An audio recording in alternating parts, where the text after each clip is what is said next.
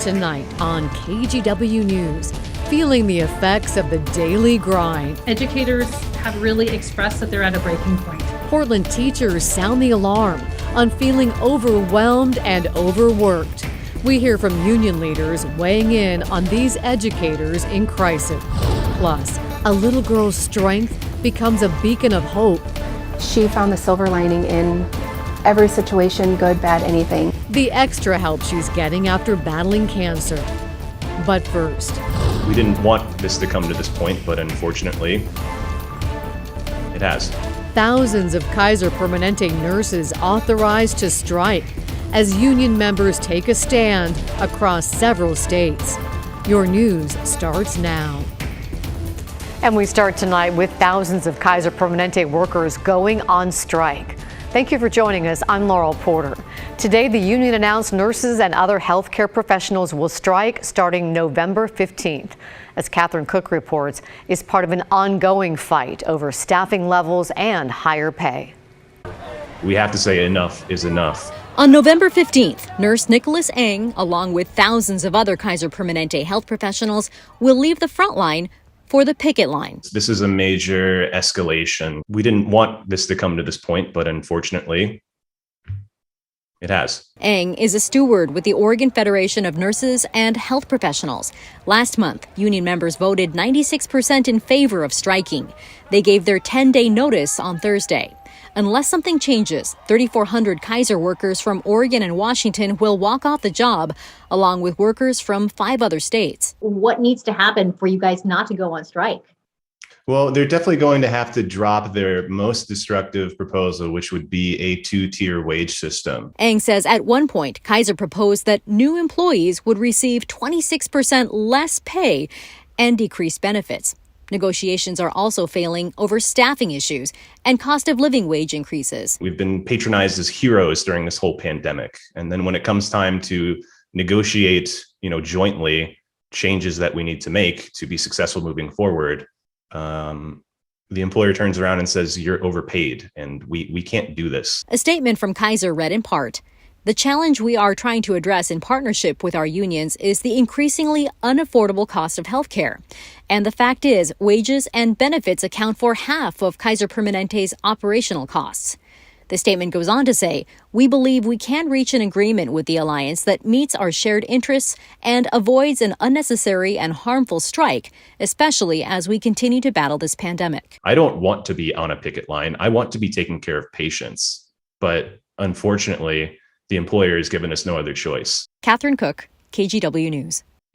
Overwhelmed and stretched thin. That's what a new survey said Portland teachers are feeling. The Portland Association of Teachers surveyed more than 3/4 of the district's teachers, and what they found is that educators are in crisis. The association's president, Elizabeth Teal, points to a survey of more than 2,800 PPS educators, which found more than 80% of them report their workload is so high they can't get it done during a regular workday. 70% of teachers also reported their stress levels are either high or severe, with 28% saying their stress is so high it's impacting their health.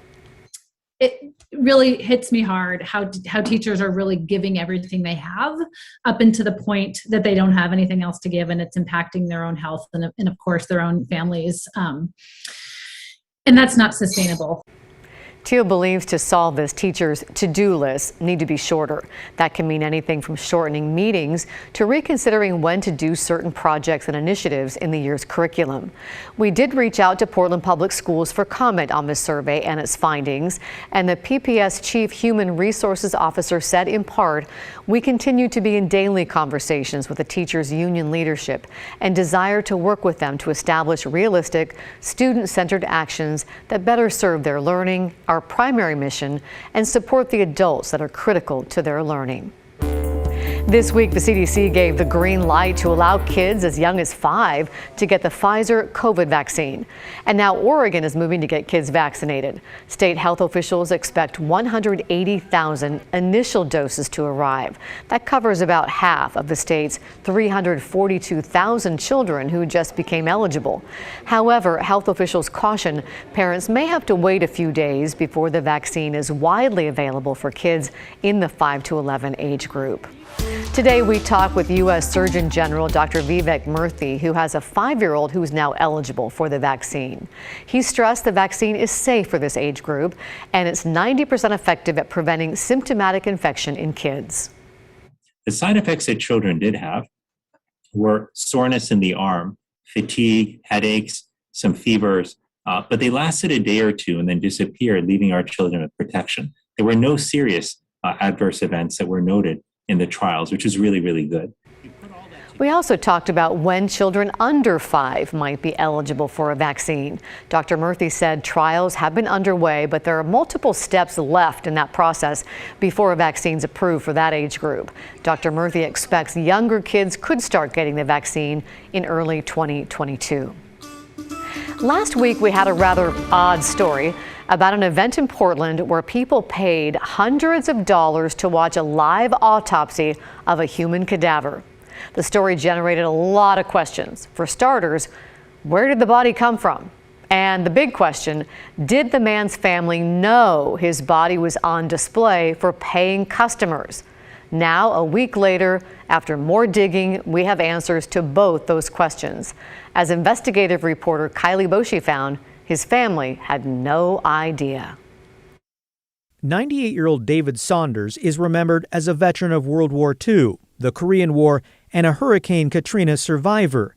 After he died of COVID in August, the Louisiana man's family honored his wishes by donating his body to science. Little did they know, he'd end up here, his body on display in a conference room at the Portland Marriott downtown waterfront, the centerpiece of a live autopsy and dissection before a live, paying audience. I think it's reprehensible. Reached by phone in Louisiana, 92-year-old Elsie Saunders was shocked to learn how her late husband's body was used. Using my husband's body like he's a performing bear or something. I really don't know the correct way to describe it, but that's what I feel like. He's on display. A KGW investigation last week exposed the controversial event connected to the Oddities and Curiosities Expo held in mid-October. Tickets started at $250 each, with VIP seats going for $500.